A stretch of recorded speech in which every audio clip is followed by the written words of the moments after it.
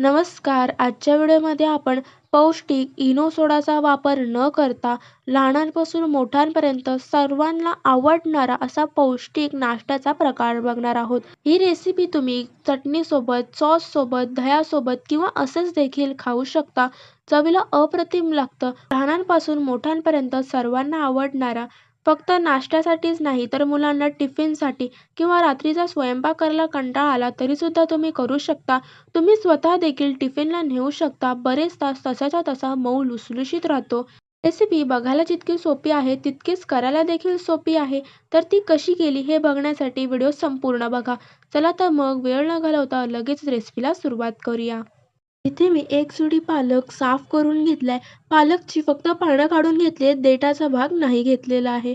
आता हे पालक 2 ते 3 वेळा पाण्याने स्वच्छ धुवून घ्यायचं. पालकवरती माती भरपूर असते, त्यामुळे ते पाण्याने स्वच्छ धुवून घेतले पाहिजे.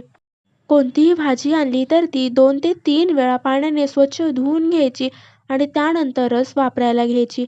आणि जर पालेभाज्या असतील तर त्या खास तर 3 ते 4 वेळा स्वच्छ पाण्याने धुवून घ्यायच्या.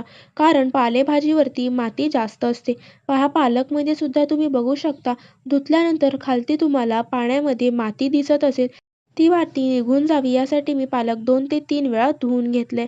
पालक धुवून एका चाळणीमध्ये काढून घेतले. त्याचं सर्व जास्तीचं पाणी आहे ते सुद्धा निघून गेले. आता हा पालक जमेल तितका बारीक चिरून घ्यायचा आहे. पालक आधी चिरताना मध्ये चिरून घ्यायचा आणि त्यानंतर तो बारीक चिरून घ्यायचा.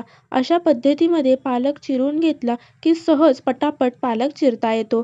पालक लांबट असा चिरून झाला की पुन्हा मधून तो सुरीने चिरून घ्यायचा, म्हणजे आणखी बारीक पालक चिरला जातो. या रेसिपीसाठी पालक अगदी बारीक चिरून हवा आहे. इथे मी याच पद्धतीमध्ये सर्व पालक चिरून घेते. अशाच पद्धतीमध्ये सर्व पालक चिरून झालं की एका बाउलमध्ये 1 कप गव्हाचं पीठ घ्यायचंय. त्यामध्ये चिरून घेतलेला पालक घालायचा पालक चिरून घेतला होता तो बरोबर 1 वाटी इतपत भरलेला आहे. तो यामध्ये घालून घ्यायचा आहे. पाव वाटी कोथिंबीर घालायची. कोथिंबीर घातली की रेसिपीला आणखी छान चव येते. एक छोटा कांदा जमेल तितका बारीक चिरून घेतलाय तो घालून घ्यायचा आहे. या रेसिपीमध्ये तुम्ही तुमच्या आणखी आवडीच्या भाज्या देखील घालू शकता. चवीनुसार मीठ घालून घ्यायचे. पाव चमचा ओवा घालायचा आणि 1 हिरवी मिरची बारीक चिरून घेतली आहे ती घालून घ्यायची. जर अगदी लहान मुलं खाणार असतील तर मिरची तुम्ही कमी करू शकता. ओवा हा पचनास देखील चांगला असतो आणि रेसिपीला देखील अगदी अप्रतिम चव येते. आता हे सर्व जिन्नस एकत्र एकजीव करून घ्यायचे आणि थोडं थोडं पाणी घालून त्याचे एक बॅटर तयार करायचे. भरपूर सारं पाणी एकाच वेळेस नाही घालायचं, नाहीतर त्याच्या गुठळ्या होतात आणि गव्हाच्या पिठाच्या गुठळ्या मोडायला खूपच वेळ लागतो. इथे मी थोडं थोडं पाणी घालून बॅटर तयार करून घेतलंय. या कन्सिस्टन्सीवरती आपल्याला आपलं बॅटर हवं आहे. ह्यापेक्षा जास्त पातळ नसावं आणि जास्त घट्टही नसावं. एका डोसा पॅनला तेल लावून घ्यायचे आणि त्यानंतर त्यावरती बॅटर घालून घ्यायचे. हा गव्हाच्या पिठाचा चिला जास्त पातळ पसरवून नाही घालायचा, नाहीतर तो फाटू शकतो. त्यामुळे थोडा जाडसर असा तो घालून घ्यायचा आहे. ही रेसिपी करताना गॅसची फ्लेम संपूर्णपणे मध्यमच ठेवायची. एका बाजूने कोरडा झाला की तेल लावून घ्यायचं आणि दुसऱ्या बाजूने शेकवून घ्यायचं आहे. शेकवत असताना कड्या दाबत दाबत छान सर्व बाजूने एकसारख्या रंगावरती हा चिला शेकवून घ्यायचा आहे.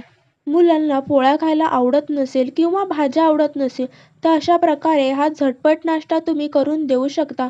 फक्त नाश्त्यातच नाही तर टिफिनला किंवा रात्रीचा स्वयंपाक करायला कंटाळा असेल तर त्यावेळेस देखील झटपट असे तुम्ही हे गव्हाच्या पिठाचे चिला करू शकता.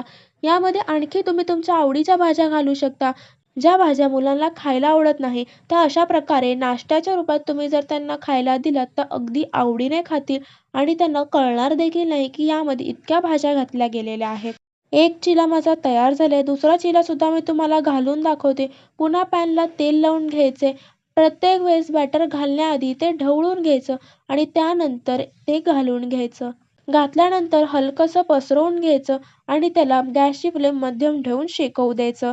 रेसिपी आवडली असल्यास व्हिडिओला एक लाईक नक्की करा. चॅनलवर नवीन असाल, चॅनल अजून सबस्क्राईब केलं नसेल तर लगेच या चॅनलला सबस्क्राईब करा आणि बेल आयकॉन देखील नक्की क्लिक करा, जेणेकरून माझी येणारे नवनवीन रेसिपीचे व्हिडिओ तुम्हाला पाहता येतील. इनो सोडाचा वापर न करता पौष्टिक नाश्ता तुम्ही सुद्धा तुमच्या मुलांना करून द्या आणि कसा वाटला हे कमेंट करून नक्की सांगा. हा नाश्ता तुम्ही चटणीसोबत, दह्यासोबत, सॉससोबत किंवा असाच देखील एन्जॉय करू शकता. येथे मी तुम्हाला हा गव्हाच्या पिठाचा चिला तोडून दाखवते. तोडतानाच तुम्हाला समजत असेल अगदी मऊ लुसलुशीत असा हा तयार झालेला आहे. खायला तर आणखी अप्रतिम लागतो. भेटूया पुन्हा अशाच एका नवीन रेसिपीसोबत नवीन व्हिडिओमध्ये. तोपर्यंत धन्यवाद.